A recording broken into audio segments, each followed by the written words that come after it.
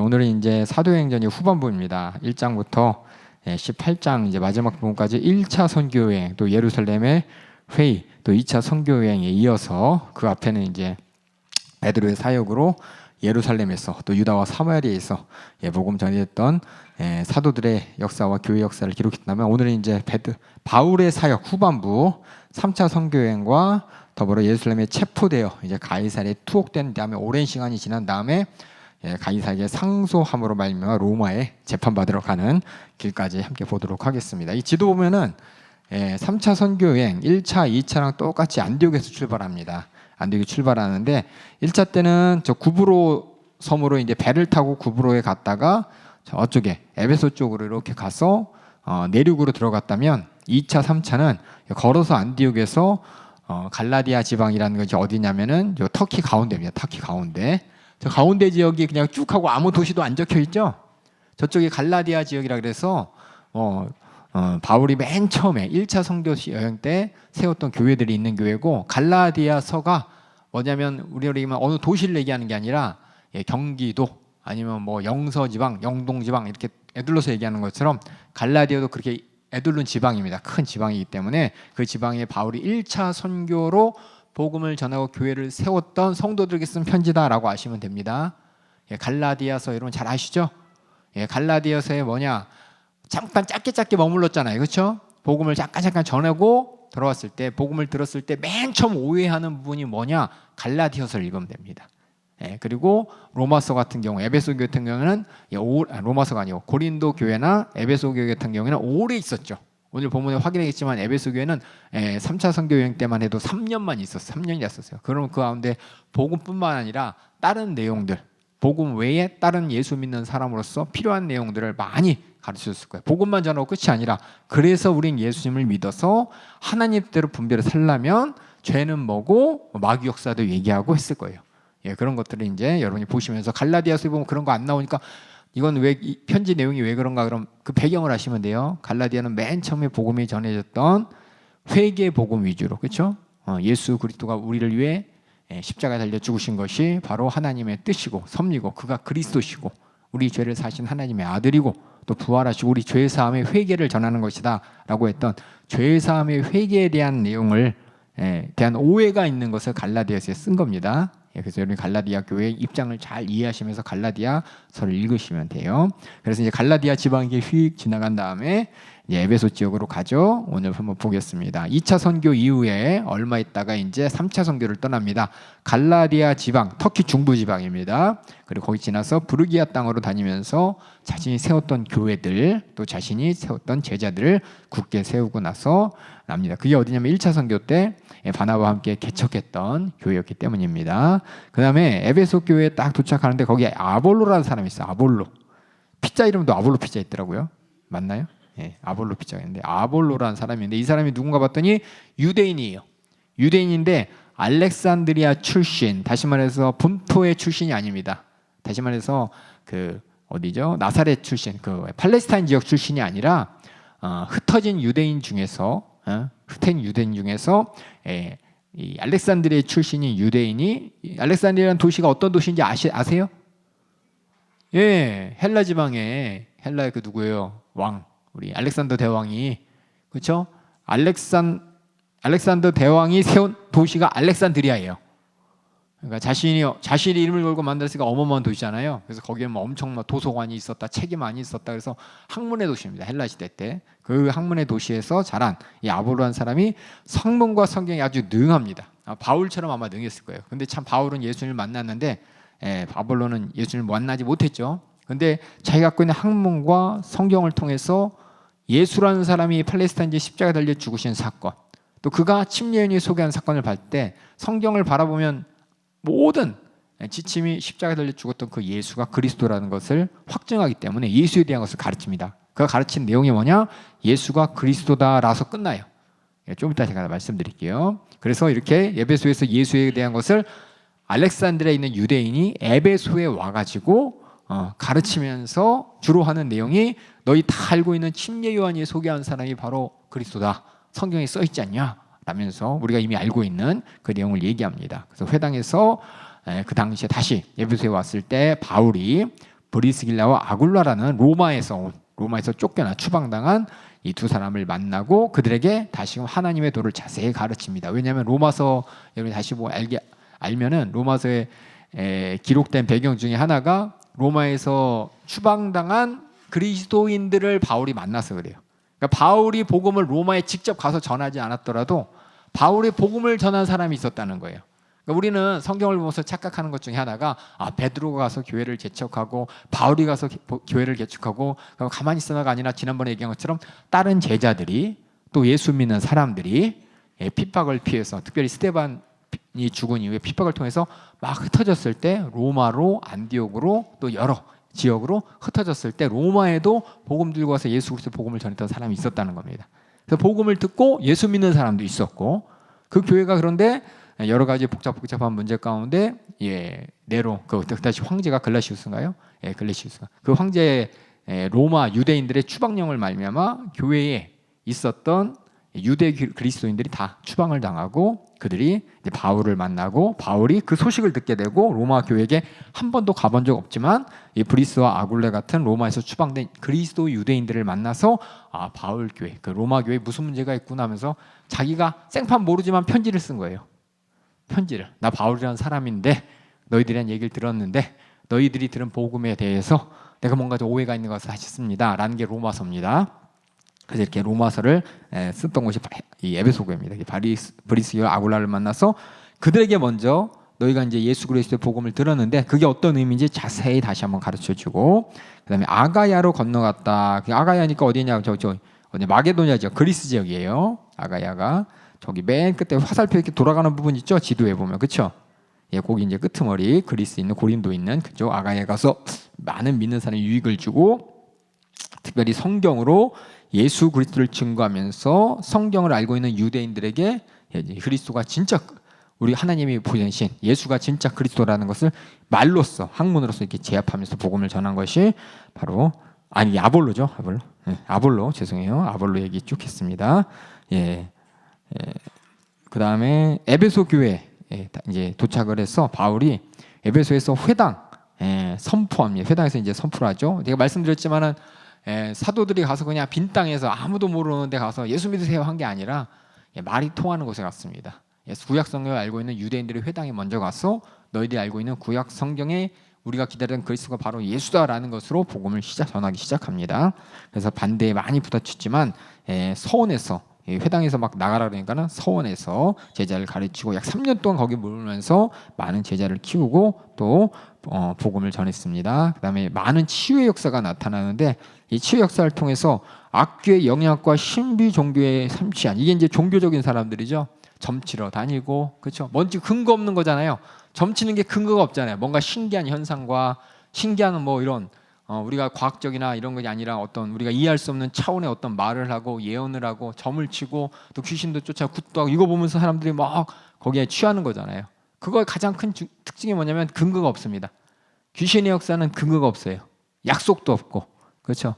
약속을 할 수 없어요. 귀신은 왜냐면 약속을 지킬 수 없기 때문에 예언도 할 수 없어요. 예언이 뭐냐면 귀신이라는 예언은 저 담임 목사님 들었겠지만 어떤 미래를 맞추는 게 아니라 그냥 지금 현상을 보면서 너 배고프구나 뭐 배고픈 사람이 나중에 밥 먹을 거 아니에요.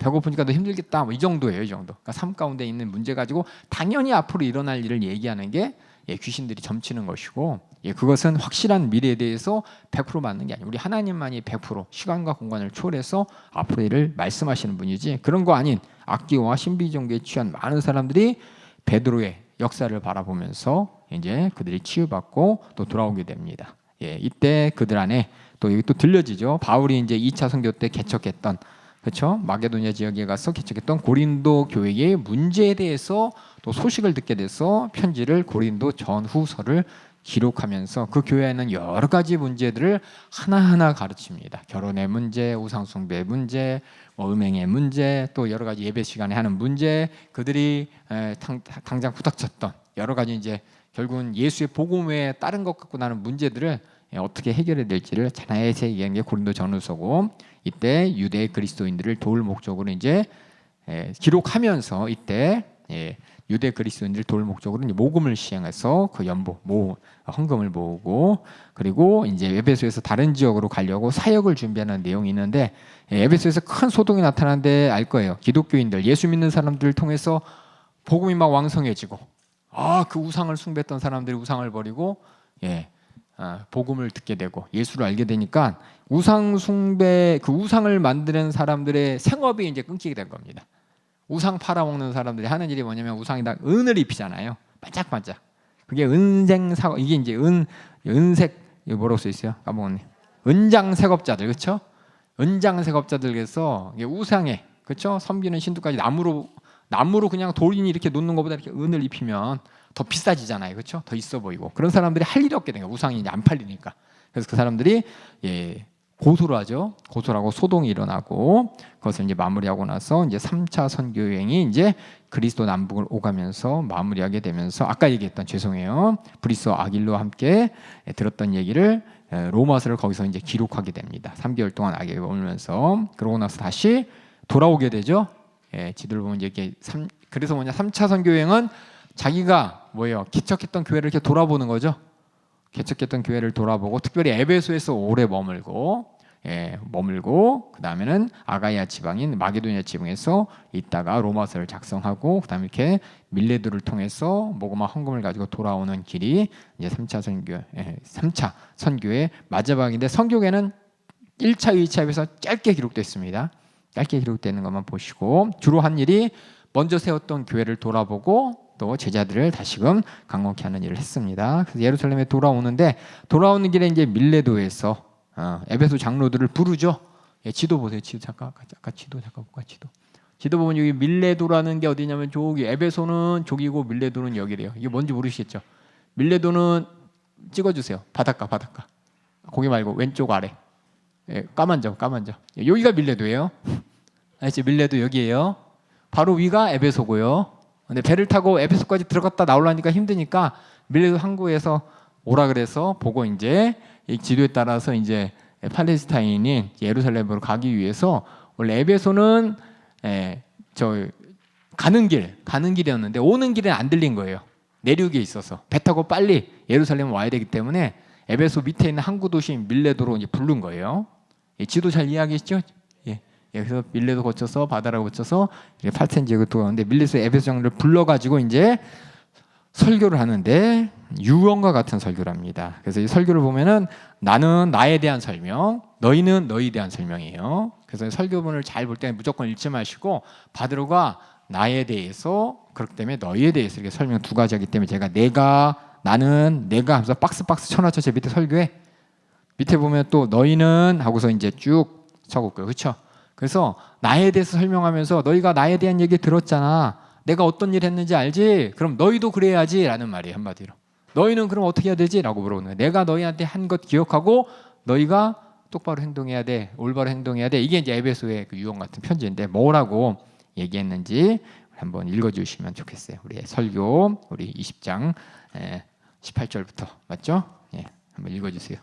저희에게 말하되 아시아에 들어온 첫날부터 지금까지 내가 항상 너희 가운데서 어떻게 행한 것을 너희도 아는 바니, 곧 모든 겸손과 눈물이며 유대인의 간계를 인하여 당한 시험을 참고 주를 섬긴 것과 유익한 것은 무엇이든지 공중 앞에서나 각 집에서나 꺼림이 없이 너희에게 전하여 가르치고. 시험을 참고 주를 섬기고 전하여 가르친 내용이 뭐냐?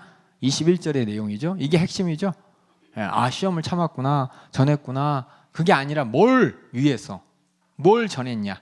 이게 이제 복음의 핵심입니다. 이게 복음. 읽어주세요. 유대인과 헬라인들에게 하나님께 대한 회개와 우리 주 예수 그리스도께 대한 믿음을 증거한 것이라. 어떤 믿음이에요? 우리가 그냥 막연한 믿음이 아니라 회개를 통해서 얻는 죄사함의 믿음입니다. 그러니까 여러분들이 성경을 잘 읽으실 때 항상 복음엔 죄사함이 안 따라오면 다 가짜예요. 어디 가서 설교를 듣고 복음주의다 하는데 회개하란 말이 없으면 다 여러분들이 한 번 더 생각해 보셔야 돼. 하나님의 뜻은 우리를 향해서 죄를 사해 주시고 죄를 짓지 않도록 보존해 주시는 게 하나님이 우리를 위해서 하신 일이고 또 우리가 해야 될 일인 것입니다. 그래서 여기 보면 회개와, 그렇죠? 주 예수 그리스도를 믿음으로 우리가 얻는 게 뭐예요? 믿으면 천국 가요. 맞아요. 천국 이전에 죄 사함을 믿는 겁니다. 이게 하나님이 우리에게 주신 언약이에요. 제가 여러 번 얘기했지만은 우리가 주의 만찬을 통해서 언약의 피, 뭐 언약을 확신, 언약을 우리가 다시금 되지만 이게 다 어떤 언약이냐? 죄 사함으로 말미암아 다시금 하나님의 백성이 되고 자녀가 되는 약속입니다. 예, 그래서 무조건 천국 가요. 죄 사함 없이 천국 못 갑니다. 성령의 약속이 있어요. 죄 사함 없으면 안 되는 거예요. 예, 그래서 우리가 회개를 통해서 그러려면 회개해야 되죠. 그래서 예수님도 회개하라, 침례요한도 회개하라, 제자들도 회개하라. 그 근거는 죄 사해 주시겠다고 약속하셨다. 그렇죠? 그래서 예수에 대한 죄 사함의 믿음을 증거한 것이라. 그 다음에 22절 읽어주세요. 보라, 이제 나는 심령의 매임을 받아 예루살렘으로 가는데 저기서 무슨 일을 만날는지 알지 못하노라. 똑같이 시험을 당하고 똑같이 주를 섬기기 위해서 그렇죠? 시험을 당하고 또 전하여 가르치려고 이제 가는 거겠죠? 그러니까 제가 진하게 근거가 이제 계속 반복되는 거예요. 여태까지 너한테 한 거 또 내가 하러 간다. 읽어주세요. 오직 성령이 각 성에서 내게 증거하여 결박과 환난이 나를 기다린다 하시나 나의 달려갈 길과 주 예수께 받은 사명 곧 하나님의 은혜의 복음 증거하는 일을 마치려 하면은 나의 생명을 조금도 귀한 것으로 여기지 아니하노라. 하나님의 은혜의 복음이 어떤 은혜입니까? 하나님이 어떤 은혜를 우리에게 베풀으셨어요? 예, 그거예요. 항상. 예, 여기 다 돼 있는데 우리는 그냥 은혜로 퉁쳐버려요. 하나님이 우리를 위해 예수 그리스도를 보내신 이유는 대속을 위해서, 우리 죄를 해결하기 위해서죠. 그게 이제 가장 큰 은혜입니다. 그 은혜의 복음을 증거하는 일에 생명을 조금도 귀양수 여기지 않겠노라. 그럼 25절 읽어주세요. 보라, 내가 너희 중에 왕래하며 하나님 나라를 전파하였으나. 하나님 나라를 전파를 어떻게 했습니까? 야, 하나님 나라야 이렇게 했어요? 앞에 뭐라고 했어요? 회개하라고 했죠. 그러니까 여러분들이 이 복음에 우리가 그냥 제가 억지로 끼워 맞히는 게 아닙니다. 예? 복음서 마가복음을 보고 복음서를 보면 우리가 들은 복음의 실체가 무엇인지를 알고 그 실체가 여기는 죄의 사함, 죄에서의 구원 이거 빠졌지만 다 믿음 회개하고 믿음을 증거하고 또 복음을 증거하고 하나님의 은혜를 증거하고 하나님 나라를 전파하고 그 앞에는 다 복음인데 어떤 복음인지 복음의 실체를 잘 아셔야 돼요. 예, 이거 제대로 모르고 그냥 예수 믿었죠. 저도 그냥 교회 열심히 다니는 게 예수 믿는 거고 그냥 죄 있으니까 죄송하니까 회개하고 뭐 그러다 보면 천국 가겠지가 아니라 진짜 하나님이 딱 하나 만약에 성경을 쫙 집합해서 하나님이 우리한테 하고 싶은 얘기 딱 한마디가 있다면 예, 그럴 거예요. 회개해라. 죄 용서해 줄게. 그거 한마디예요. 한마디. 왜냐하면 이 죄라는 게 그냥 우리가 육적인 차원에서 바라보면서 아유 잘못했으니까 아유 잘못 왜 그랬어 이게 아니라 하나님과의 단절입니다. 죄는 하나님과의 단절은 내가 어디서 와서 어디로 가는지 모르는 거예요. 무지한 거예요. 내가 영적인 존재인 것을 무지하고 모르고 미련하게 그냥 육적을 위해 살다 그냥 결말이 뭐냐? 육적인 존재로서 사망으로 끝나버리는 겁니다. 그렇기 때문에 회개하라. 이 죄사함의 복음이 얼마나 하나님과의 관계 가운데 최우선적인지를 아는 사람이 어떤 사람이냐? 진짜 예수 믿는 사람이에요. 예, 그다음에 읽어주세요. 지금은 너희가 다 내 얼굴을 다시 보지 못할 줄 아노라. 그러므로 오늘 너희에게 증거하노니 모든 사람의 피에 대하여 내가 깨끗하니 이는 내가 꺼리지 않고 하나님의 뜻을 다 너희에게 전하였음이라. 예, 이 하나님의 뜻이 죄에서 구원받아서 다시 말해서 죄와 상관없이 성령으로 말미암아 죄를 이기고 시험을 이기고 끝까지 내가 주님 만날 그날까지 살아가는 게 하나님 뜻입니다. 이게 한마디로 얘기하면 또 읽어주세요. 이렇게 나는 이렇게 했다는 거예요. 나는 모든 가운데 이 복음 증거를 위해서 내가 이거 다 했다는 거예요. 그 다음에 28절 너희는 그러니까 너희는 읽어주세요. 너희는 자기를 위하여 또는 온 양떼를 위하여 삼가라. 삼가라는 무슨 뜻일까요? 삼가라. 제가 여러 번 얘기해요. 삼가라 이게 무슨 뜻이에요? 삼가라. 지금 말로 삼가라. 하지 말라는 게 아닙니다. 삼가라는 성경을 잘 생각하라는 거예요. 뭘 해야 될지 뭘 하지 말할지 잘 생각해라. Think carefully. 죄송해요. Think carefully. 너는 네 자신을 위해서 네가 치고 있는 양떼를 위해서 항상 잘 생각하고 행동해. 무조건 하지 말고 잘 생각해. 그냥 뭐냐면 우리가 예수 믿는 건 여러분 그래서 뭐냐면 생각 잘해야 돼요. 생각 없이 그냥 하는 거야? 안 하는 거야? 그렇게 해? 이게 아니라 왜 저래가 아니라 생각을 잘해야 돼. 이게 정말 하나님 앞에 이게 온전한 생각, 하나님 기뻐하시는 뜻이냐 아닌지를 계속 생각을 해야 돼. 이게 우리 머리예요. 이거 분별하지 못하고 그냥 아무 없이 그냥 누가 하라니까 하고 하지 말라니까 하고 그러면 시험 들어요. 여러분 다 그러실 거예요. 교회에서 모든 행사 같은 것도 하라니까 하고 하지 말라고 그냥 아무 생각 없이 하는 사람은 힘들어 그러고 시험 들어요. 왜 해야 됐는지 왜 하지 말아야 되는지 마음이 동의하고 인격적으로 동의하고 해야지 생각 없이 하면 시험 듭니다. 그렇기 때문에 너 자신이 시험 들지 않기 위해 또 네가 치는 양떼들이 또 잘못된 길로 들어지 않게 항상 생각하라는 거예요. 그 다음 읽어주세요. 성령이 저들 가운데 너희로 감독자를 삼고 하나님이 자기 피로 사신 교회를 치게 하셨느니라. 네, 그러니까는 성령은 막무가내로 우리에게 귀신처럼 그냥 겁박하고 협박하고 뭔가 느낌적인 느낌을 줘서 그냥 하게 하시는 분이 아니에요. 성령님은 하나님의 생각과 마음을 내 안에 깨닫게 하시는 지혜의 성령님이시고 지식의 성령님이시고 또 거룩한 것을 분별케 하시는 영이십니다. 그렇기 때문에 우리가 그냥 느낌적인 느낌은 안 돼. 분명한 근거가 있어야 되고 분명한 성령의 감화 감동을 내가 맞는지 틀리는지는 성경을 통해 확인할 수 있습니다. 이게 하나님이 우리에게 주신 거예요. 이 성경이 뭐냐면 성령의 감동대로 기록되었기 때문에 내가 지금 느끼는 것이 성령의 감동인지 아닌지 구분하기 위해서는 성경을 보시면 나와요. 다 모든 경우를 다 집어넣어서 하나님이 우리에게 주신 거기 때문에 우리가 성경을 그냥 읽어서 어떤 내가 몇 번 읽었어의 의의가 아니라 이걸 이해해야 돼. 성경을. 그건 목사만 할 수, 제가 항상 얘기해요. 목사만 할 수 있잖아요. 아니요. 여러분도 읽을 수 있어요. 가만히 이 배경을 확인하고 읽어버리지 마시고 왜 그랬을까? 그럼 하나님께 기도하고 지혜를 구하고 또 여러 신앙생활에 내가 경험했던 또 강단의 말씀을 바탕으로 들으면 다 한 맥락으로 이어지기 때문에 성경을 이때는 참 성경이 없었잖아요. 그렇죠?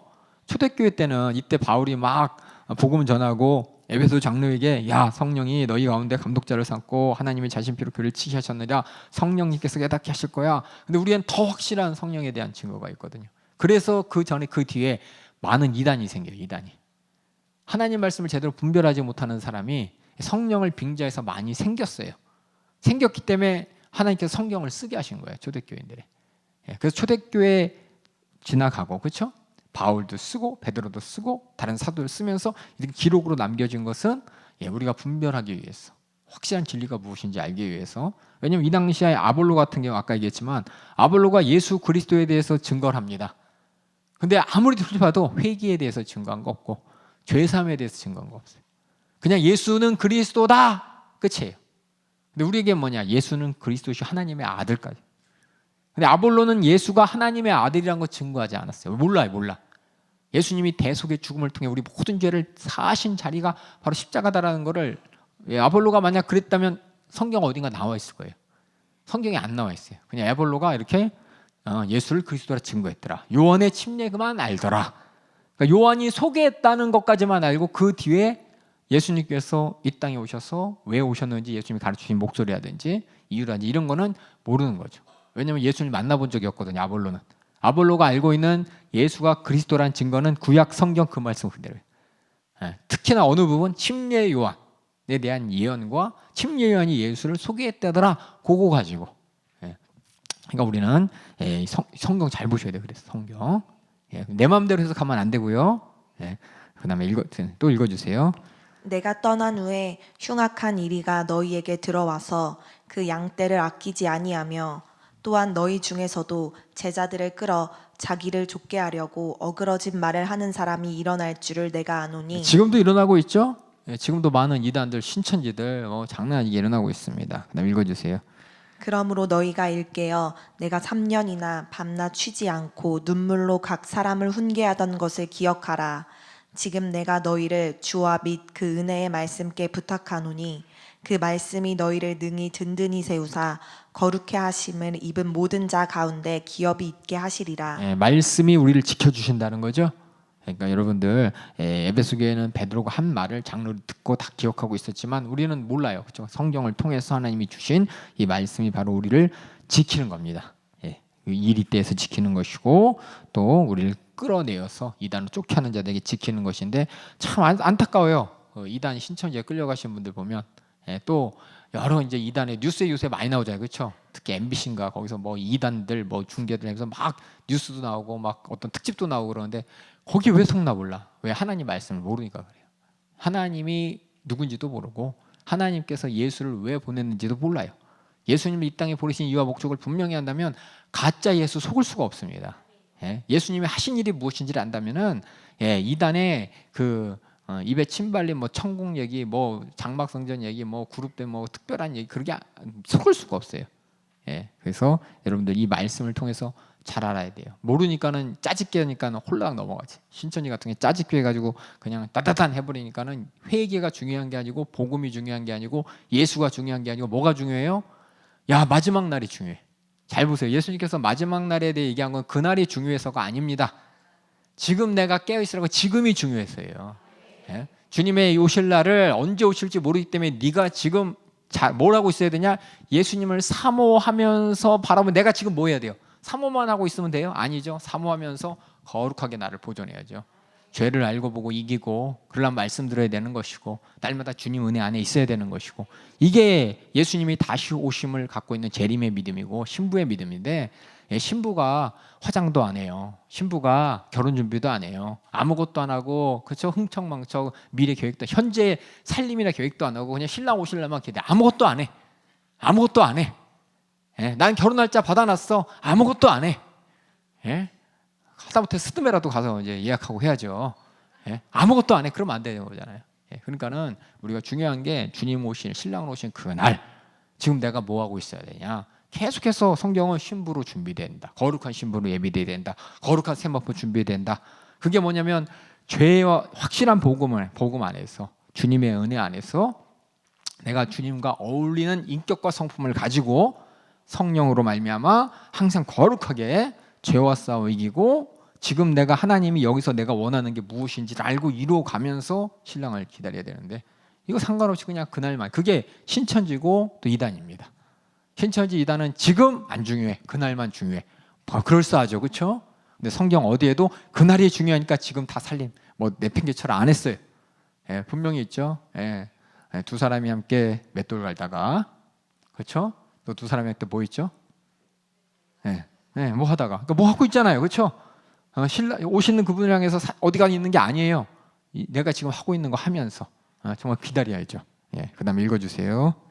내가 아무의 은이나 금이나 의복을 탐하지 아니하였고 너희 아는 바에 이 손으로 나와 내 동행들에 쓰는 것을 당하여 범사에 너희에게 모본을 보였노니 곧 이같이 수고하여 약한 사람들을 돕고 또 주 예수의 친히 말씀하신 바 주는 것이 받는 것보다 복이 있다 하심을 기억하여야 할지니라. 여기 이게 약한 사람을 돕고 주는 것이 받는 것도 복이 있다. 이게 그냥 어쩌면 인본주의적인 것 같지만 이건 주님의 사랑을 가지고 하는 겁니다. 예, 주님의 마음을 가지고 주님의 심 인본주의적인 것이 아니라 여기서 약한 사람은 어떤 약한 사람이냐? 예, 믿음 생활에 약한 사람이죠. 그렇죠? 예, 그렇죠? 그리고 주는 것이 받는 것보다 복이 있다. 무조건 물건만이 아니라 그렇죠? 내가 그에게 은혜를 주고 또 그에게 은혜를 끼치고 그러니까 영육간에 다 봐야 되는데 이것을 세상 사람들은 육적으로만 바라보잖아요. 육적으로만 바라보면서 이렇게 착한 일 했고 이게 하나님 뜻이라고 이렇게 서운한 일 안 하는 게 하나님 뜻이라고. 근데 그것이 세상 사람들이 볼 때 막 칭찬할 일이라도 하나님과의 관계 가운데 예, 그것만 있는 게 아닙니다. 우리는 영적으로도 그렇죠? 아무리 나보다 돈 많은 사람이 실족하고 시험 들면 가서 그 약한 믿음을 내가 가서 기도해주고 그렇죠? 제 말은 뭐냐? 약하고 없고 뭐 이게 뭐 돈 없고 뭐 육신적으로 약한 게 아니라 영적으로도 포함된다는 거. 주님은 그렇게 이 땅에 오셨죠. 중요한 건 뭐예요? 근데 영적하고 육적하고 뭐가 더 중요하겠어요? 예, 육적이 더 중요한 겁니다. 영적이 더 중요한 겁니다. 나도 모르게 내 본심이 나왔네. 예, 죄송해요. 영적이 더 중요한 것입니다. 그렇죠? 예, 육적을 초월했다고 자기가 그렇게 했다 그러잖아요. 자기가 육적 때문에 아쉽다고 누구한테 손 벌리지 않고 그게 아니라 영적으로. 왜냐하면 이것이 방해될까 봐 그랬다고. 이게 예언. 그러니까 뭐냐면 맨 처음에 내가 이렇게 했다. 너희도 이렇게 해라 라는 거죠. 예, 그 이제 마지막 유언처럼 예배소 장로들을 불러서 단도를 하고 이제 바다를 건너서 이제 가이사랴 지방으로 갑니다. 가이사랴는 어디냐? 팔레스타인에 있는 예루살렘에 들어가기 위한 항구 이름이죠. 아까 지도에 보면은 지도에 보세요. 지도. 가이사랴 이름이 많이 나와요. 많이 나와. 가이사랴가 저기 있어요. 저기 두로 들렸다, 둘로미아 들렸다, 가이사랴 들렸다. 이제 예루살렘으로 바닷가에 있는 도시 중에서 예루살렘에 가장 가까운 항구 도시인데 가이사랴에 꼭 들러야지 예루살렘에 갈 수가 있습니다. 예루살렘에 가까운 항구이기 때문에. 가이사랴에 갔더니 거기 아가보라는 예언자가 있어요. 이 예언자는 어떤 예언자냐? 그 11장 28절에 이 아가보라는 사람이 밑에 보니까는 흉년이 있을 거다라고 예언하고 또 그렇게 됐었어요. 이런 예언자가 있었습니다. 그 예언자에 갔더니 이 아가이가 또 예언을 해. 뭐라고 예언하냐? 이 띠를 이렇게 가져와서 그렇죠? 지금 예루살렘에 가게 되면 이렇게 당신 잡혀간다. 잡혀간다. 가서 엄청난 고난을 겪게 된다. 하나님께서 내게 알게 하셨다. 그럼 어떻게 해야 돼요? 여러분들에게 누가 여러분이 앞으로 신앙생활하는 일에 힘든 일 생깁니다. 경찰에 잡혀갈 거예요. 이럴 거예요. 이거 여러분들 엄마 어떻게 피하지? 하나님께서 미리 피할 곳을 가르쳐 주셨네 라고 할 수도 있지만 그럴 수도 있어요. 그럴 수도 있어요. 바울도 복음 전하기 위해서 때로는 피해서 도망갔어요. 피해서 도망갔어요. 그러니까 최우선순위가 뭔가를 잘 보시면서 하여튼 바울에게 이런 얘기를 하니까 바울은 뭐냐? 자신에게 있어서 하나님께서 복음을 전하기 위해서 이런 일이라도 감당케 하실 것이라고 믿음을 갖고 이제 간 거죠. 그러니까 여러분들이 이게 참 어려워. 성령께서 하시는 또 예언자 예언을 내 말씀을 들어서 내가 특히 이제 예언하시는 분들이 예언하신다는 분들이 이런 얘기 저런 얘기 할 때 여러분들이 스스로 듣고 잘 분별해야 돼. 이렇게 망할 일이 있으니까 하나님 망하지 말라고 하는구나 라는 것과 아니면 그럼에도 불구하고 내가 믿음 가운데 각오해야 되는지 여러분이 잘 분별하시지. 분별 못하면은 육적으로만 보면은 다 뭐냐 피할 길 주셨구나 감사합니다 그러고서 육신의 안위를 따라서 피해가면서 주님께서 정말 원하는 일을 못하죠. 너 정말 예수 믿으면 그지돼. 제가 얘기할게요. 예수 믿으면 그지돼요. 그래도 예수 믿을래라고 할 때 내 통장에 잔고가 어차피 없는 거 뭐 나 그지대가 없다 믿으면 되지 뭐 이렇게 할 수도 있지만은 예수 믿었을 때 당하는 수많은 손해들 이 고난들을 내가 하나님께서 가르쳐 주실 때 그것이 피하라고 가르쳐 주시냐 아니면 그 가운데서도 정말 하나님께서 이 모든 것을 뜯고 이룰 일을 내가 정말 예수의 생애를 재현하면서 이룰 것이냐 여러분들이 잘 보고 분별하셔야 돼. 야고보가 이렇게 얘기했을 때 사도 바울은 다른 사람은 다 뭐라 그랬냐 가지 말라고 하지만 가겠다는 거죠. 그러니까 이게 참 내가 잘 결정해야 돼. 바울이 이런 경우도 자기의 의지와 자신의 고백은 나는 2차 선교 때 그렇죠? 아시아에서 복음을 전해야지. 그랬더니 하나님께서 환상을 통해서 마게도냐에 가서 복음을 전하는데 나랑 마음이 같질 않아요. 그러니까 이 환상도 잘 보고 분별해야 돼. 이 환상이 내게 들려질 때 또 이런 예언이 내게 깨달아질 때 내가 할 것이냐 말 것이냐를 정말 하나님 뜻에 따라 다 여러분들이 분별해야 되는데 최우선은 뭐냐면 주님의 영광을 위한 것이고 하나님이 가장 기쁘실 일이 뭔가 나보다 하나님이 기쁘실 일이 뭔가를 항상 생각하셔야 돼. 그러고 결정하시면 됩니다. 그래서 나중에 이 예언대로 나중에 4년 이상 옥에 갇혀서 지내게 되고 하나님의 뜻을 알면서도 분별하면서 순종했기 때문에 이렇게 예루살렘을 거쳐서 안디옥, 로마 전 세계 복음 전도가 전해지는 섭리가 이루어지게 된 것입니다. 맨 처음에 사도행전에 있는 교회의 중심지가 예루살렘이었죠. 근데 스데반이 순교당하고 그 다음에 안디옥 쪽으로 갔죠. 안디옥 쪽으로 갔다가 그 다음에 사도 바울이 이제 선교지로 바다와 파송도 하면서 아시아 지역, 유럽 지역을 다 돌고 나중에 하나님께서는 사도행전 말미에 바울을 로마로 가게 하셨죠. 지나고 보니까 하나님의 섭리였던 거예요. 그때는 잘 안 보여. 지나고 보니까 로마의 복음이 전해지고 로마랑 강대국의 황제가 그 나라가 예수를 국교로 받아들이고 그래서 오히려 복음이 땅까지 전해질 수 있는 이런 틀이 다 성립됐다는 걸 하나님의 섭리 가운데 봤을 때 사도행전을 보니까 이 모든 과정, 고난과 또 핍박과 이런 과정들은 다 뭐냐? 복음을 하나님께서 땅끝까지 전파되는 어떻게 보면 우리 인간의 입장에서는 이제 다 끝났구나라는 것이지만 오히려 하나님은 그걸 반전으로 만들어서 예루살렘에서 핍박받은 사람들이 펼쳐져서 유대와 사마리아 안디옥까지 복음을 전하고 또 안디옥에서 바울을 통해서 파송된 그 복음이 결국 로마까지 전해지는 것이 하나님의 섭리예요. 그래서 참 우리가 지금 하나님 뜻이 뭐예요? 물어본다면 대답을 못할 수 있어요.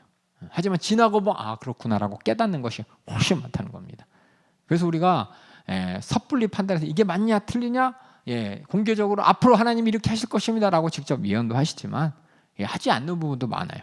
근데 돌아보면 하나님 말씀이 다 있었네라고 깨달아지는 부분을 통해서 하나님께서는 우리의 인간의 예상이나 상상 밖으로 일하시는 분이라는 거 인정해 드려야 됩니다. 그래서 이제 예루살렘에 왔더니 예루살렘에 와서 이제 체포되죠. 유대인들의 반대에 따라서. 그리고 예루살렘의 지도자들이 맨 처음에 환영했죠. 교회 지도자들이. 그런데 반대자들의 받을 위험, 지역 반감을 완화할 수 있는 여러 가지 방법을 얘기하는데 계속 반대가 늘어나는 거예요. 바울에 대한 거짓이 막 늘어나고. 특히 이제 유대인들 입장에서는 바울이 어떤 사람이냐? 변절자요 배신자입니다. 그렇죠? 유대인들 그리스도인들 말고 유대인들 예수 믿지 않는 유대인들에게 있어서는 공회에서 바울이 앞장서서 그리스도인을 탄압하고 잡아 죽이러 다녔잖아요. 가장 똑똑한 사람이었고 그 사람이 그냥 예수 믿는다고 근데 유대인의 입장에서는 변절되어 가지고 그리스도의 복음을 막 전하러 다니고 봤을 때 그리스도교가 얘기했잖아요. 유대교 입장에서 이단이에요. 이단이라고 생각되어지는 집단이에요.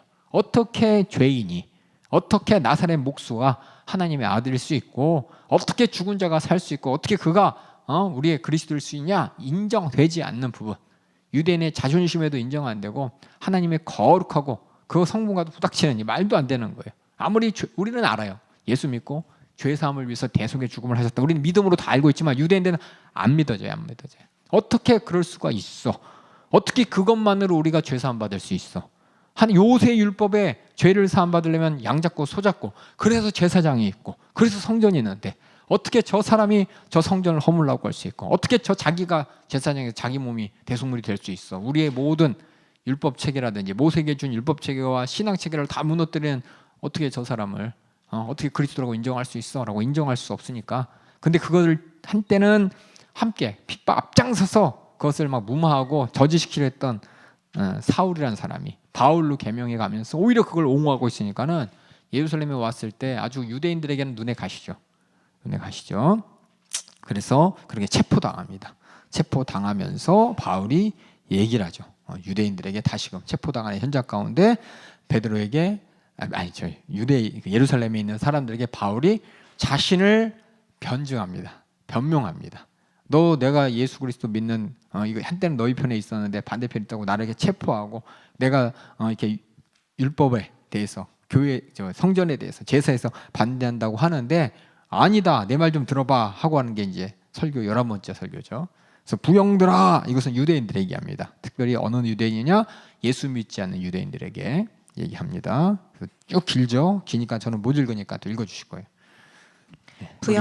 읽어주세요. 부형들아 내가 지금 너희 앞에서 변명하는 말을 들으라 하더라. 여기서 변명이니까 어쭙지 않은 변명 이게 아니라 자기 자신의 의지를 지금 확고하게 지금 선언하는 겁니다. 변명이라 그러니까 변명하면 우리의 뉘앙스에는 부정적인 용어로 돼 있죠. 변명하고 있어 받아들이지. 그게 아니라 여기서의 변명은 부정적인 용어가 아니라 자기 자신을 지금 증거하는 거예요. 그다음 읽어주세요. 저희가 그 히브리 방언으로 말함을 듣고 더욱 종용한지라. 이어 가로되 나는 유대인으로 길리기아 다소에서 났고 이 성에서 자라 가말리엘의 문화에서 우리 조상들의 율법에 엄한 교훈을 받았고 오늘 너희 모든 사람처럼 하나님께 대하여 열심하는 자라. 내가 이 돌을 핍박하여 사람을 죽이기까지 하고 남녀를 결박하여 옥에 넘겼노니 이에 대제사장과 모든 장로들이 내 증인이라. 또 내가 저희에게서 다메섹 형제들에게 가는 공문을 받아가지고 거기 있는 자들도 결박하여 예루살렘으로 끌어다가 형벌받게 하려고 가더니 이게 이제 자신에 대한 과거의 자기 자신에 대해 설명하는 거죠. 나는 유대인이고 가멜리엘 문화생이고 나는 이들을 풋백했던 자였다 얘기하고 있는 거죠. 그래서 제가 한 칸 띄었죠. 그래서 한 칸 띄고 이제 회심의 장면을 간증합니다. 읽어주세요. 가는데 다메섹에 가까웠을 때에 오정쯤 되어 호련히 하늘로서 큰 빛이 나를 둘러 비침에 내가 땅에 엎드려져 들으니 소리 있어 가로되 사울아 사울아 내가 왜 나를 핍박하느냐 하시거늘 내가 대답하되 주여 뉘시니이까 하니 가라사대 나는 내가 핍박하는 나사렛 예수라 하시더라. 나와 함께 있는 사람들이 빛은 보면서도 나더러 말하시는 이의 소리는 듣지 못하더라. 내가 가로되 주여 무엇을 하리이까? 주께서 가라사대 일어나 다메섹으로 들어가라. 정한 바 너의 모든 행할 것을 거기서 누가 이르리라 하시거늘 나는 그 빛의 광채를 인하여 볼 수 없게 되었으므로 나와 함께 있는 사람들의 손에 끌려 다메섹에 들어갔노라. 율법에 의하면 경건한 사람으로 거기 사는 모든 유대인들에게 칭찬을 듣는 아나니아라 하는 이가 내게와 곁에 서서 말하되 형제 사울아 다시 보라 하거늘 즉시 그를 쳐다보았노라. 그가 또 가로되 우리 조상들의 하나님이 너를 택하여 너로 하여금 자기 뜻을 알게 하시며 저 의인을 보게 저 의인이 예수죠. 저 의인을 보게 하시고 그 입에 나오는 음성을 듣게 하셨느니라. 그래서 예수님 여기서 의인이라고 얘기했죠. 그 다음에 15절 읽어주세요. 내가 그를 위하여 모든 사람 앞에서 너의 보고 들은 것의 증인이 되리라. 이제는 왜 주저하느뇨? 일어나 주의 이름을 불러 침례를 받고 너의 죄를 씻으라 하더라. 이렇게 아나니아가 사울에게 복음을 증거했죠. 회개하고 침례를 받고 죄사함 받아라 이렇게 나왔죠. 여기 회개하고는 없지만 주의 이름을 불러, 그러니까 주의 이름, 예수의 이름이 나의 구세주입니다라는 고백을 통해서 죄사함 받고 이렇게 침례 받고 죄사함 받으라. 이게 바울이 들었던 또 뭐예요? 복음이죠. 그러니까 우리가 계속 강조하지만 이 복음은 회개해서 죄사함 받으라는 겁니다. 침례는 나의 고백이 되는 것이고요. 주님 명령하신 그렇게 증인이 되라고 이렇게 아나니아로부터 확실하게 이제 얘기를 들었죠. 그다음 17절 읽어주세요. 후에 내가 예루살렘으로 돌아와서 성전에서 기도할 때에 비몽사몽간에 봄에 주께서 내게 말씀하시되 속히 예루살렘에서 나가라. 저희는 내가 내게 대하여 증거하는 말을 듣지 아니하리라 하시거늘 내가 말하기를 주여 내가 주 믿는 사람들을 가두고 또 각 회당에서 때리고 또 주의 증인 스데반의 피를 흘릴 적에 내가 곁에 서서 찬성하고 그 죽이는 사람들의 옷을 지킨 줄 저희도 아나이다. 나더러 또 이르시되 떠나가라. 내가 너를 멀리 이방인에게로 보내리라 하셨느니라. 이렇게 바울이 자기는 이방인을 위해서 복음을 전했다고 지금까지. 그래서 내가 지금까지 이렇게 많은 교회를 세워왔다고 지금 자기를 반대하는 유대인들한테 간증하는 겁니다. 유대인들에게는 받아들이지 못하는 게 하나님의 말씀이 오직 누구에게만, 유대인들에게만 적용되는 건데 하나님의 뜻이 이방인들은 하나님이 이미 거룩하지 않다고, 더럽다고, 우상 숭배하는 놈이라고, 심판의 대상으로 정죄해 버렸다고 유대인들은 생각하고 있어요. 심판의 대상이기 때문에 이방인들하고 이것도 손끝도 안 미치잖아요. 그러니까 우리가 사마리아 비유를 보면 사마리아인이, 그렇죠? 사마리아인이 거반 죽은 자를 이렇게 들러 맺혔을 때 사람들은 예수님 이상하게 보는 거예요. 사마리안 그 사람 하나님 앞에 의롭게 여길 게 하나도 없는데 왜 사마리안 비유를 왜 하냐? 그게 이제 너의 이제 이웃이다라고 얘기했을 때 그것도 이제 이해하지 못하는 거예요. 사람들은 뭐냐? 이방인을 향한 구원을 유대인들은 아직 알아듣지도 못하고 깨우치도 생각도 못하고 있어요. 자기네 하나님이지 어떻게 쟤네들 하나님이냐? 근데 이 바울이 전하는 것 중에 하나가 그 하나님이 이방인들을 구원하기 위해서 나를 보내셨다라고 하니까 이제 말도 안 되는 거죠. 그 당시 물론 이방인들이 유대기로 개종했지만 개종했다고 그들이 하나님 백성이 되는 게 아니에요. 그냥 은혜만. 유대인의 입장이 뭐냐? 하나님으로 인정하니까 하나님께서 좀 좋게 봐주긴 하겠다라는 거지. 그렇다고 그 사람이 유대기로 개종한 이방인들이 하나님의 백성과 하나님의 권속이 되는 건 절대 아닙니다. 그냥 하나님의 은혜로 하나님 좀 봐주겠다. 하지만 진짜 축복은 우리만 갖고 있다. 우리가 아브라함의 후손이고 약속의 자손이니까. 그게 유대인의 입장인데 바울이 오히려 그리스도의 복음을 전하는 것만 해도 참 괘씸한데 이방인들에게 우리 하나님이 그들을 불렀다고 하니까 더 괘씸한 거예요. 그래서 이렇게 이제 분란이 일어나니까 천부장이 바울을 데려다가 책지질하며 신문해라 라고 했더니 나 로마 신목관자다. 그래서 벗어나게 되죠. 그리고 거기서 이제 유대 최고 법정에 선 바울이 다시 한번 신문을 받을 때 바리새인과 사두개인을 끌어들이죠. 나도 바리새인인데 나도 부활을 믿어라고 하니까는 사두개인들하고 바리새인들하고 붙어요. 부활을 믿는다고 부활이 어디 있어? 왜 부활이 없어? 그래서 바리새인과 사두개인이 이렇게 서로 논쟁에 끌어들이면서 벗어납니다. 그 다음에 6번에 보니까 주께서 그래서 23절에 말씀하시죠. 담대하라. 내가 예루살렘에서 나의 일을 증거할 같이 로마에서도 증거하리라 하리라. 이렇게 직접 이렇게 말씀을 들었지만은 로마에 가기 전에 또 2년 동안 기다립니다. 참 하나님의 뜻이 금방금방 안 이루어져요. 그렇죠? 이 말씀을 들었으면 로마 바로 가나보다 했는데 1년이 지나고 2년이 지났을 때 이 말씀을 굳게 붙잡고 기다릴 수 있을까? 저 같으면은 말씀이 딱 들었어요. 하나님 앞에서. 그럼 금방 되는구나. 그날만 기다릴 텐데 시간이 지나도 안 되면 아닌가? 내가 잘못 들었나? 그럴 수도 있지만 바울은 끝까지 기다렸고 결국 하나님께서는 2년 뒤에 로마로 갈 수 있도록 합니다. 밤중에 가이사로 이제 이송하죠. 왜냐하면 유대인들이 막 죽인다는 계획을 짰어요.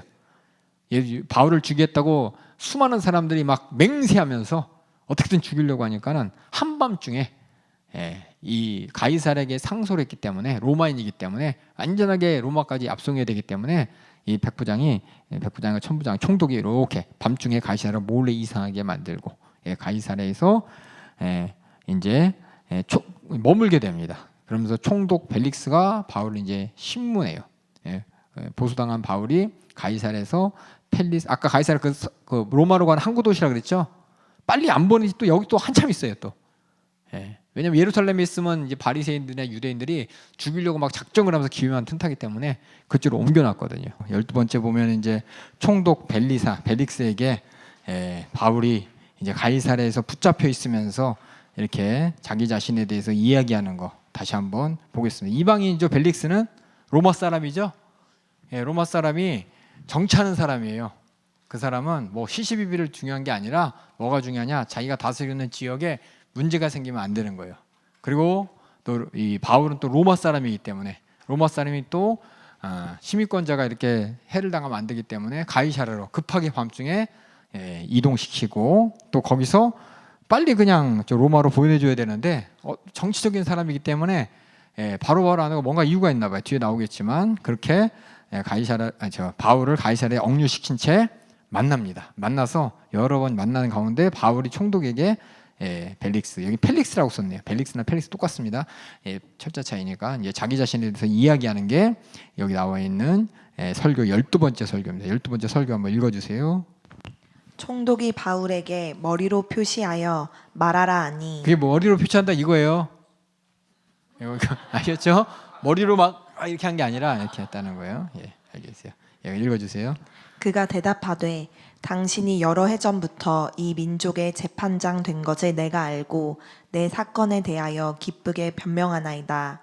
당신이 아실 수 있는 바와 같이 내가 예루살렘에 예배하러 올라간 지 열 이틀밖에 못 되었고 저희는 내가 성전에서 아무와 변론하는 것이나 회당과 또는 성중에서 무리를 소동케 하는 것을 보지 못하였으니 이제 나를 송사하는 모든 일에 대하여 저희가 능히 당신 앞에 내세울 것이 없나이다. 나는 무죄란 얘기예요. 무죄. 뭐 민족을 선동했다, 뭐 이렇게 분쟁을 만들었다는데 나 그런 적 없다는 거예요. 그다음 읽어주세요. 그러나 이것을 당신께 고백하리이다. 나는 저희가 이단이라 하는 돌을 쫓아 나오죠? 이단이라는 돌을 쫓아. 유대인들은 그리스도인들을 이단이라고 생각했습니다. 읽어주세요. 조상의 하나님을 섬기고 율법과 및 선지자들의 글에 기록된 것을 다 믿으며 저희의 기다리는 바 하나님께 향한 소망을 나도 가졌으니 바울이 얘기하죠. 나 믿음도 있고 하나님이 우리에게 주신 그리스도에 대한 소망, 또 하나님의 약속에 대한 소망 나도 갖고 있다. 곧 그게 뭐냐? 읽어주세요. 의인과 악인의 부활이 있으리라 함이라. 이것을 인하여 나도 하나님과 사람을 대하여 항상 양심에 거리낌이 없기를 힘쓰노라. 제가 여기 보면 믿음 내모치고 소망 내모치고 그 다음에 하나님과 사람들에 대해 항상 양심에 거리낌 없기라고 썼죠. 제 마음대로 썼어요. 사랑은. 왜냐하면 바울이 믿음, 소망, 사랑에 대해서 자기 서신서에 대해서 항상 이렇게 얘기를 하더라고요. 근데 그것이 보니까는 여기 믿음도 있고 소망도 있고 사랑이 빠졌길래 혹시 바울이 예수 그리스도를 만나서 진짜 사랑을 발견해서 이제 하나님 앞에 사랑하는 그 마음을 꺼리낌 없다는 표현으로 쓰지 않았나 하고 제가 쓴 겁니다. 제가 한번 이렇게 써봤어요. 왜냐하면 이제 다른 서신서에도 있는데 성경 읽다 보면 여러분들이 바울 서신서 보면 믿음하고 소망이 항상 뒤에 보면 어딘가 사랑이 있어요. 그래서 바울이 하나님과의 관계 가운데 바울이 항상 강조하는 게 믿음과 소망, 사랑인데 여기 보니까 이제 사랑이란 말이 없길래 제가 이렇게 써보면서 하나님과의 관계와 사람과의 관계 가운데 이 바울이 예수 믿음으로 말미암아 예수 믿기 전에 믿음도 소망도 근데 그 사랑에 대해서 알지 못했는데 예수를 믿고 나서부터 진짜 하나님의 사랑이 어떤 건지 알지 않았나 싶어서 제가 이렇게 써봤어요. 시험에 안 나와요. 여러분도 한번 생각해 보시라고 썼습니다. 그다음에 또 읽어주세요. 여러 해 만에 내가 내 민족을 구제할 것과 재물을 가지고 와서 드리는 중에 내가 결례를 행하였고 모임도 없고 소동도 없이 성전에 있는 것을 저희가 보았나이다.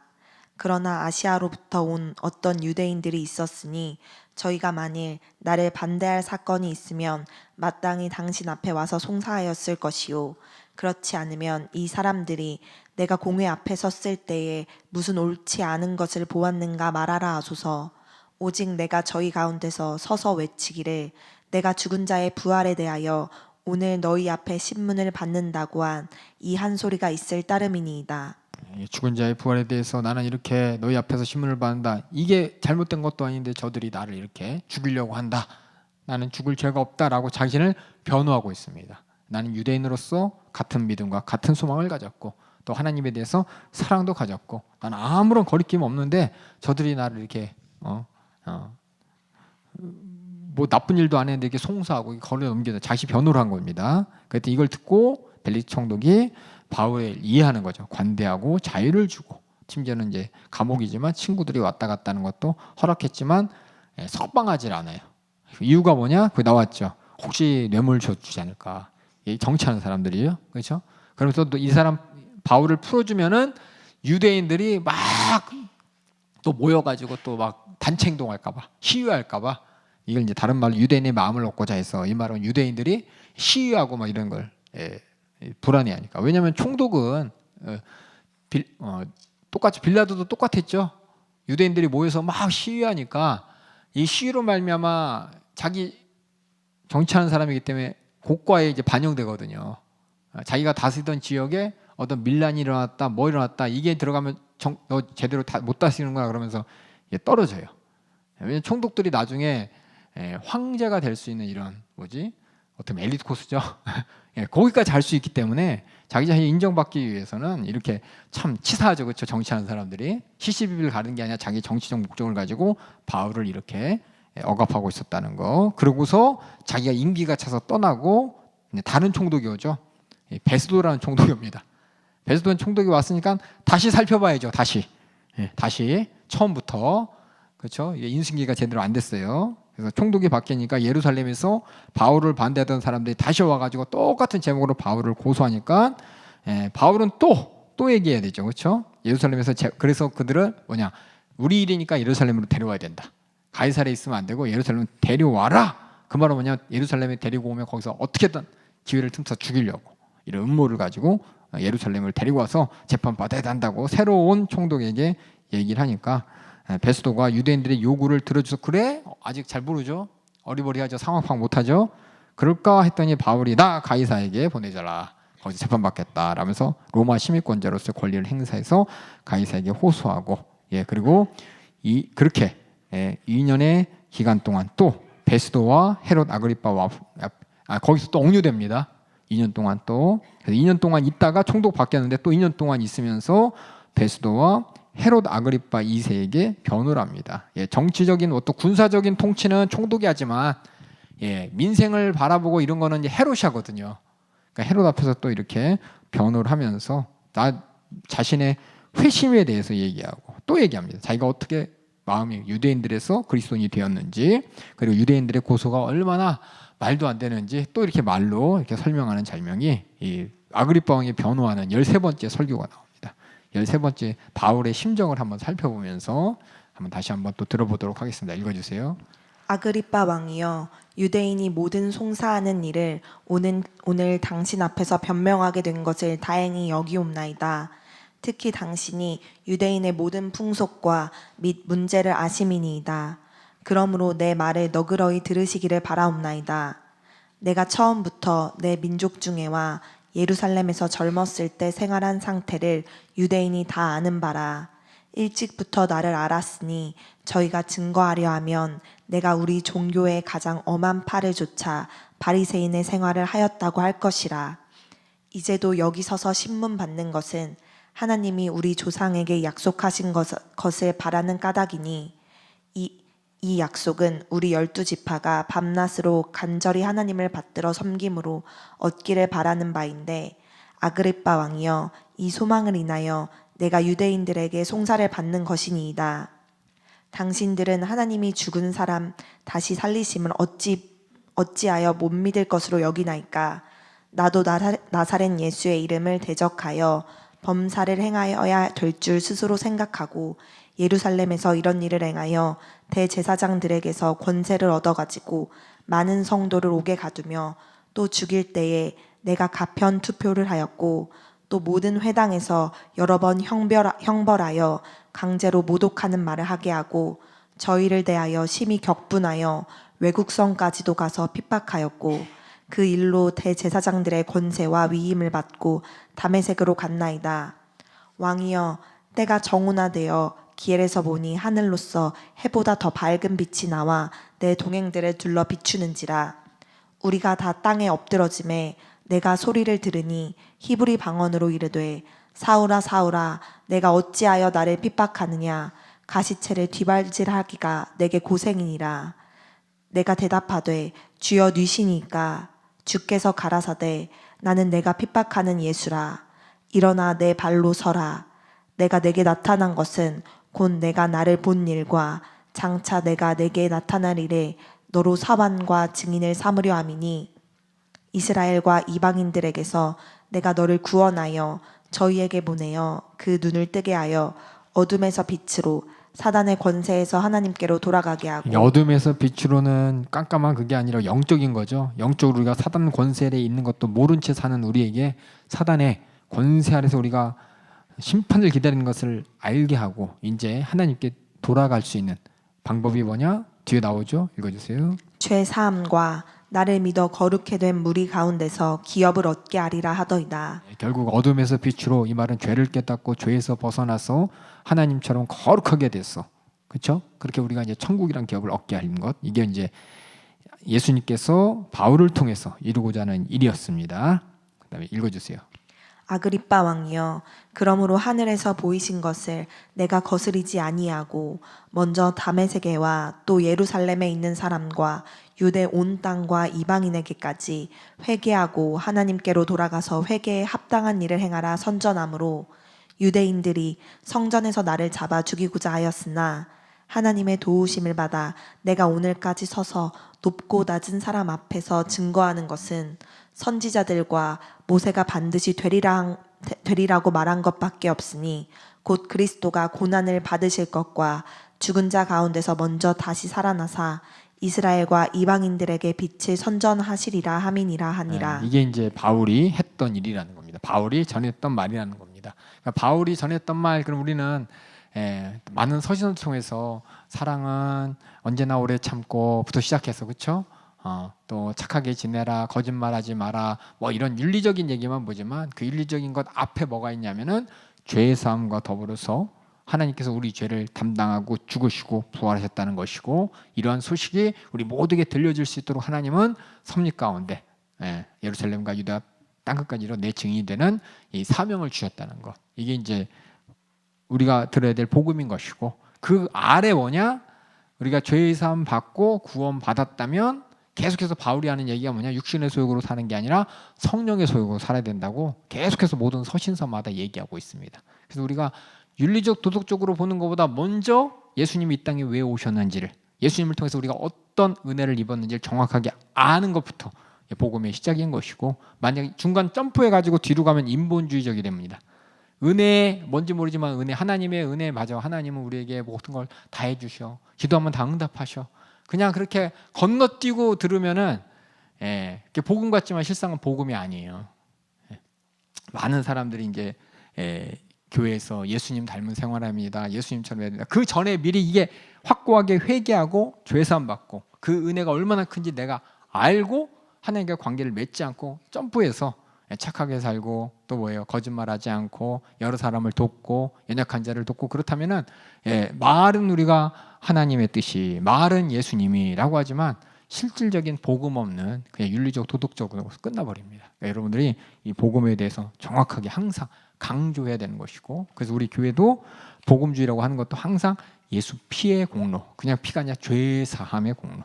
그러니까 죄가 얼마나 무서운지를 알고 죄에 대한 심판에서 우리 구원받은 은혜가 얼마나 대단한지 항상 기억하는 여러분 되길 바라겠습니다. 그래서 담임 목사님 하는 모든 설교가 다 그 얘기만 하잖아요. 주일날 보면 맨 그 얘기만 하세요. 그 얘기만. 왜 그 얘기만 하면 맨날 똑같은 거 얘기하시네라고 하지만 그게 제일 중요해요. 그러고 나서 다른 얘기하세요. 저도 이제 담임 목사님 주신 설교문 갖고 주일날 우리 1부, 2부, 3부 우리 설교자들이 다 하는데 내용이 뭐냐면 다 복음에 대해서, 죄의 사함의 은혜에 대해서 확실히 하고, 그래서 우리는 이렇게 해야 됩니다라고 모든 설교가 이렇게 돼 있는 것이 어떤 사람에게 맨 똑같은 얘기하네. 왜냐 앞부분 듣고 졸면 똑같은 얘기예요. 앞부분 얘기 듣고 이렇게 자다 깨면은 똑같은 얘기예요. 뒤를 잘 들어요. 뒤를. 예, 알겠습니다. 그다음 이제 로마로의 항해. 이제 드디어 이제 배를 타고 이제 로마로 가게 됩니다. 이제 여기 보면 27장 첫 번째 우리라는 말로 시작돼요. 갑자기 바울이 말이야 우리, 그러니까 저자가 자기를 포함해서 우리가 그래서 배 타고, 그 말은 바울의 로마 항해에 누가가 동참했다는 거죠. 함께했다는 겁니다. 그래서 바울과 275명이 여기 한번 볼게요. 여기 보면은 이제 지도 보면 이렇게 흘러가고 있죠.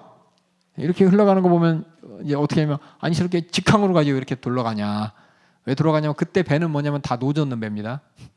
예? 여러분이 생각하는 게 지금 배 생각하면서 다치고 막 이렇게 날아가는 게 이 도 타고 다시 발견된 게 언제냐면은 그 마켈란젤로인가 뭔가 하는 사람 있잖아요. 예, 지구 한 바퀴 돌았다 갈릴레이 사람, 그렇죠? 그때 기술이 발달되고 한 바퀴 돌 수 있게 됐지. 그 전에는 다 노져가고 왔어요.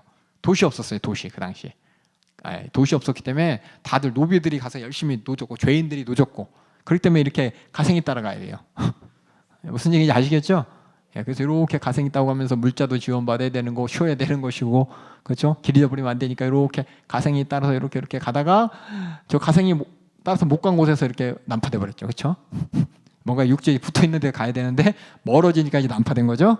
예, 이렇게 여러분 이런 상식을 갖고 계시면은 좀 좋을 것 같아요. 이렇게 배다, 그러니까 275명 중에서 노젓는 사람이 얼마나 많았겠어요, 그렇죠? 바다 가운데 거의 죽을 뻔했는데 하나님의 섭리로, 그렇죠? 바울은 알고 있어요. 바울이 계속 고백되어지는 게 뭐냐면 하나님의 섭리 가운데 나를 통해서 로마에 복음이 전해져야 된다는 걸 알고 있었습니다. 그래서 그 여러 번 얘기하면서 주위 사람들이 얘기할 때 맨 처음 들은 사람들이 뭐라고 어떻게 듣겠어요? 안 죽어. 내가 죽으면 안 돼. 나 복음 전해야 돼. 이 말하면 주위 사람들이 뭔 얘기하는 거야? 지금 풍랑이 이런데 라고 하겠지만은 결국 그 살아계신 하나님의 역사를 보게 되고 섭리를 확인하는 과정이 또 로마로 가면서 배 안에 있던 275명이 또 그렇게 하나님의 섭리와 역사를 경험하는 시간이 되었습니다. 그래서 폭풍과 파산에도 불구하고 온전하게 이제 보존됐죠. 그리고 멜리데 섬에 착 도착했는데 거기서 이제 독사에 물렸는데 죽지 않는 걸 보면서 사람들이 와 하고 하나님께서는 그리고 이적을 보여주시고, 그리고 바울은 이렇게 수많은 위험들 가운데 하나님의 선한 목적, 뜻이 무엇인지 계속해서 설명합니다. 그래서 로마로 가는 여정이 그냥 단순한 여정 같지만 배 안에 있는 275명은 목도한 거예요. 하나님의 어떤 분인지를 알고 하나님께서 무슨 일을 한지를 분명히 목도할 수 있었던, 어떻게 보면은 복음이 전해질 수 있는 기회가 됐습니다. 그래서 로마서 27장 22절 25절에 이 풍랑 가운데 바울이 하는 얘기 한번 읽어보겠습니다. 읽어주세요.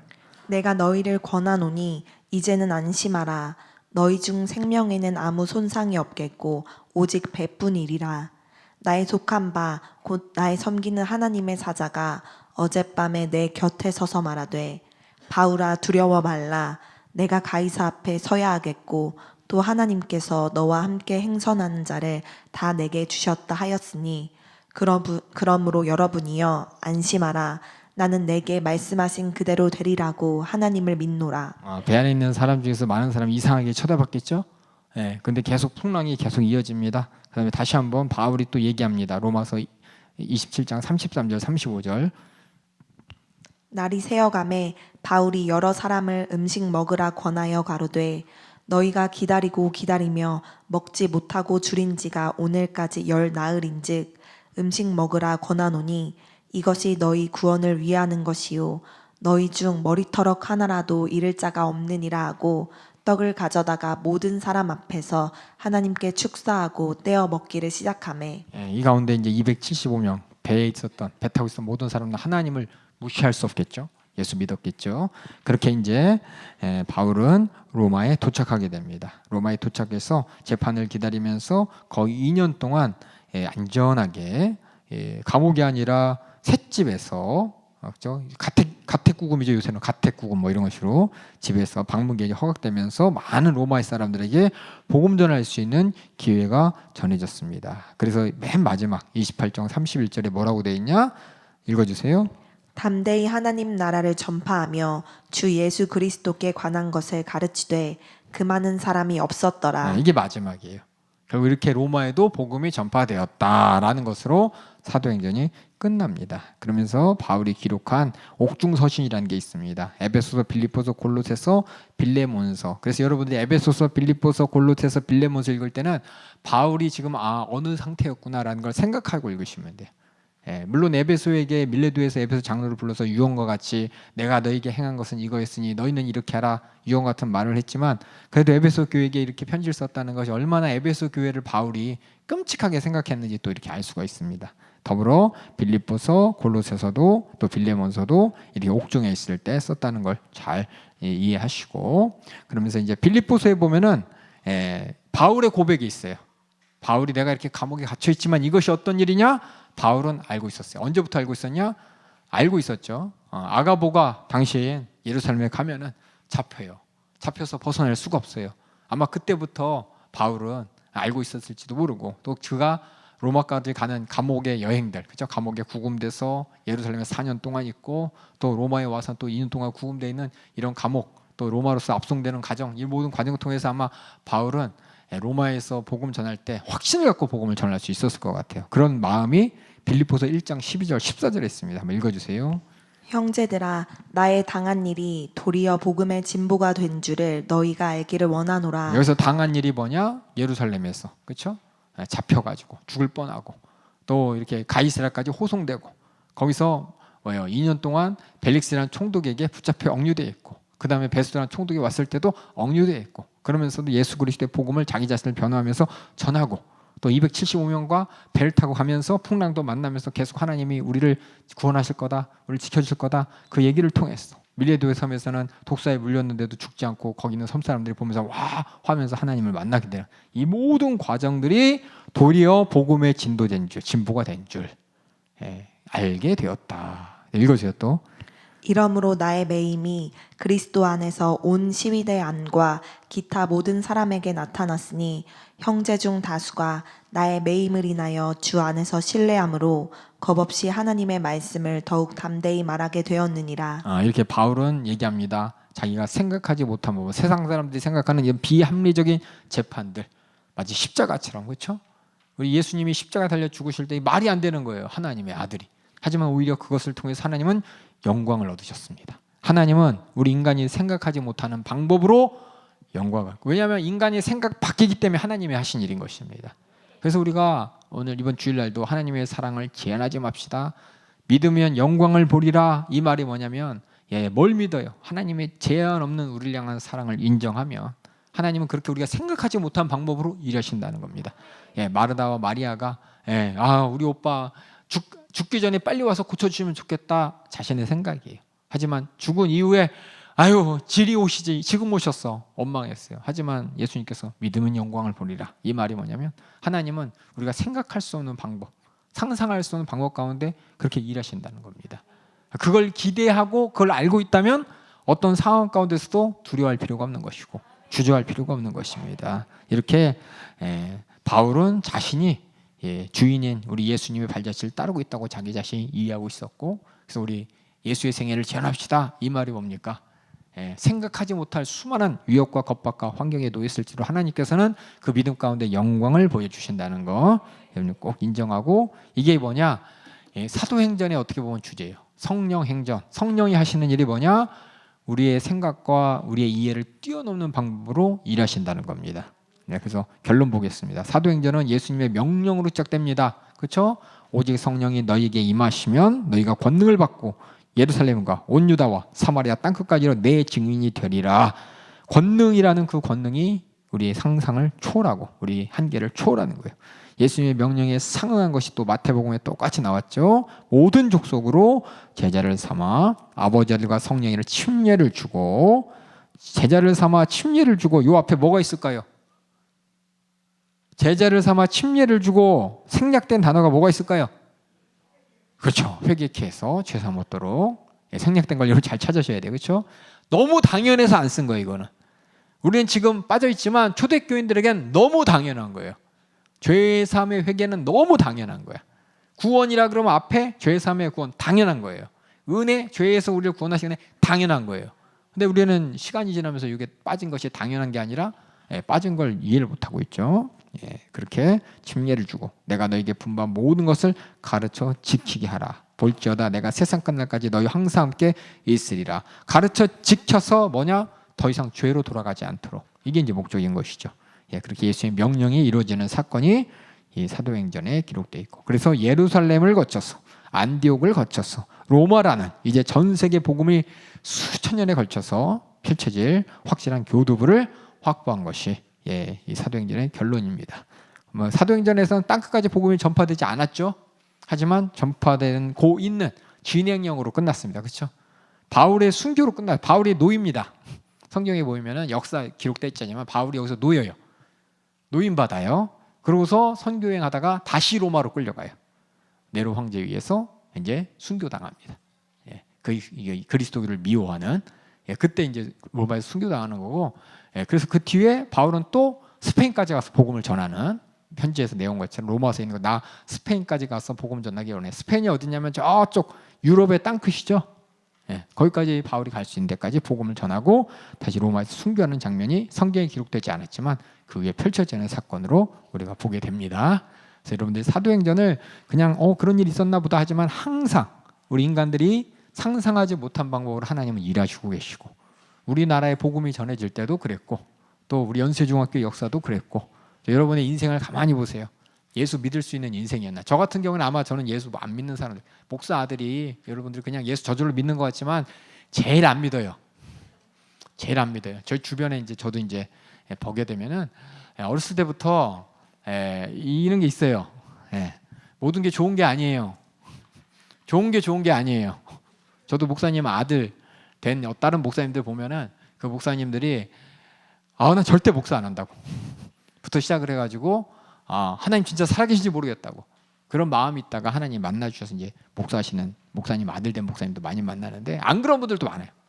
이게 뭐냐면 우리는 당연히 그러겠지라고 하지만 정말 예수 믿는 게 정말 힘든 일입니다. 말도 안 되는 일인데 이런 이루어지는 겁니다. 한번 제가 사도행전의 그 8장부터 시작되는 복습 봤어요. 이게 시험에 나올 수도 있는데 안 나올라나 모르겠지만 나올 거예요. 그래서 이렇게 적었으니까 같이 보도록 하겠습니다. 이 마지막으로 복습하고 끝나도록 하겠습니다. 사도행전 8장 12장에 이제 베드로가 그쵸 요한과 더불어서 사마리아 지역 특별히 그쪽에 복음을 전하면서 그 땅에 있는 이방인들이 복음을 받아들이는 걸 보고 또 성령이 임하는 걸 보고 깜짝 놀란 사건이 있었습니다. 그 중에서 이제 많은 사람들 이름이 나오는데 이 중에서 하나님의 백성이 유대인들이 아닌 또는 사회적 관습으로 한정된 사람이 아닌 베드로가 깨닫게 돼요. 하나님은 이 유대인만을 위한 하나님이 아니구나. 하나님의 복음은 땅끝까지 이방인들이라도 받아들이기만 하면 이렇게 회개하고 죄사함 얻고 더 나아가 성령 충만한 하나님의 약속을 받는구나 라는 걸 깨달았던 사람이 누구라고요? 고넬료 알아두시고요. 그 다음에 아까 얘기했듯이 이 사도행전에 나오는 교회들, 그죠? 예수님의 명령에 따라서 복음 전하는 일에 참 자극이 되고 참 이런 확장이 되었던 이런 사건들이 뭐냐? 핍박과 순교입니다. 세상 사람들 핍박과 순교 가운데 이제 끝났네. 우리가 이제 예수 믿는 것도 끝났고 복음 전하고 끝났네라고 하면 오히려 하나님은 그 일을 통해서 역사하시고 영광을 보여주십니다. 특별히 사도행전에 보면 사도들이 했던 수많은 이적들이 있잖아요, 그렇죠? 이적들 가운데 가만히 보면 예수님과 이렇게 겹치는 장면들이 있어요. 사도행전을 읽으면서 여러분들이 이거 예수님의 어떤 장면과 겹치네, 예수님의 생애가 재현되네, 병든 자가 고쳐지고 귀신이 떠나가는 여러 가지 장면을 보면서 여러분들이 다시 한번 예수의 생애가 재현된다는 것을 정리하시라고 제가 한 줄 썼고요. 그 다음에 사도행전 13장부터 28장까지 핵심 인물은 바울입니다. 그렇죠? 근데 말씀드렸지만 바울만 했나요? 아니죠. 기록된 것만 바울이고 바울처럼 이렇게 목숨 걸고 복음 전한 수많은 제자들이 있었고 수많은 우리 복음 전도자들이 있었습니다. 4번 바울과 바나바 1차 선교의 여행의 의의는 뭘까요? 의의는 이방 땅, 이방 지역에서 복음의 문이 열렸다는 겁니다. 그 다음에 5번 예루살렘 회의에서 모세 율법을 지키는 행위와 구원에 대해서 어떤 결론에 이르 어렵죠. 뭐냐면 모세처럼 할례 받아야 구원 얻는다, 율법을 다 지켜야지 구원 얻는다, 이게 아니라는 거죠. 구원은 행위로 말미암는 것이 아니라 뭘로요? 오직 믿음으로. 뭘 믿어요?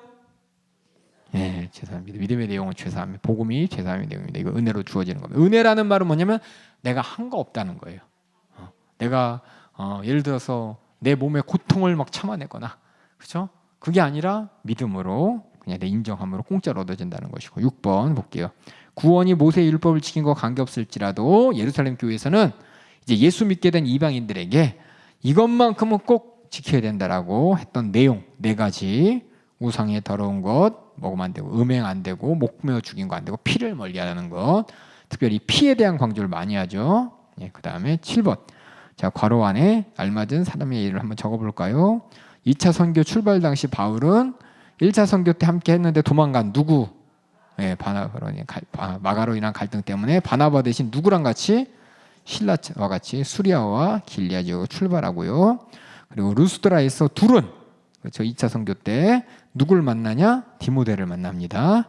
그리고 여행 도중에 2차 선교 때 누가가 바울의 여행에 합류하게 됩니다. 그래서 디모데, 누가라는 이 친숙한 이름이 2차 선교 때 바울이 만난 사람들이었다는 거예요.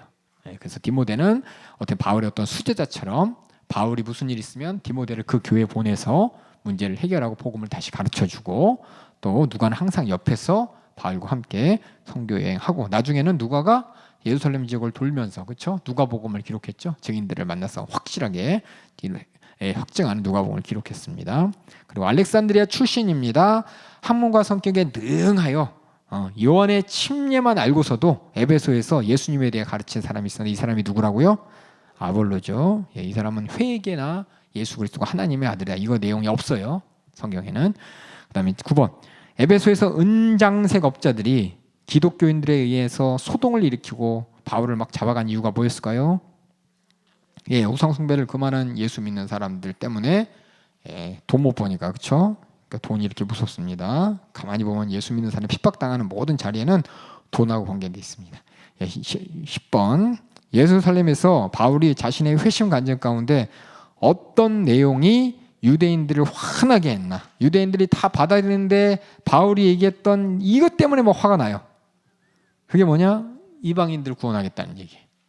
우리 하나님이 저 이방인들 말도 철저한 선민의식, 배척주의에 쩌들어 있는 게 유대인입니다. 이 말 듣고서 우리 하나님이 이방인들이 하는 말도 안 되는 얘기, 쟤들은 하나님 우상인데, 그러면서 이걸 듣고서 분노하게 되죠. 11번. 바울이 예루살렘에서 체포 당시 벨릭스가, 그렇죠, 바울을 살려주려고, 그렇죠, 죽일까봐 가이사를 밤중에 이송도 했습니다. 그런데도 불구하고 석방하지 않고 붙잡아 놓은 이유는 혹 정치하는 사람입니다. 그렇죠? 혹시 뒷돈 받을지 않을까 하고, 또 하나는 유대인들이, 그렇죠, 마을이 아니고 마음이에요. 죄송해요. 유대인들의 환심을 사기 위해서, 그래서 자기가 총독 기간 동안 문제 안 만들려고 했던 일입니다. 12번째, 아까 또 나왔네요. 또 나왔어요. 사도행전을 교회를 중심으로, 교회의 중심을 맨 처음에 1장부터 7장까지는 예루살렘에 있어. 8장 12장도 마찬가지고, 그 이후에는 안디옥을 거쳐서 그다음에 로마까지 확실한 복음 전도의 교두부가 확고가 되고 있다는 것을 보여주고 있습니다. 그렇죠? 이렇게 사도행전 함께 봤습니다. 많은 이야기가 있지만 이 가운데 정말 바울이 참 말도 안 되는 방법이죠. 하나님께서 일하시는 방법은 말도 안 되는 방법입니다. 유대인들을 핍박하는 핍박의 수괴인 사울을 하나님께서는 불러서 이방인들을 위한 복음 증거자로서 세우신 것 자체가 이게 가장 어떻게 보면 유대인들에게 큰 충격이에요. 그러면서 우리 모든 예수 믿는 사람에게는 하나님이 유대인만의 하나님이 아니고 결국 우리 모두를 구원하기 위한 하나님이셨다는 걸 우리가 확증하게 됩니다.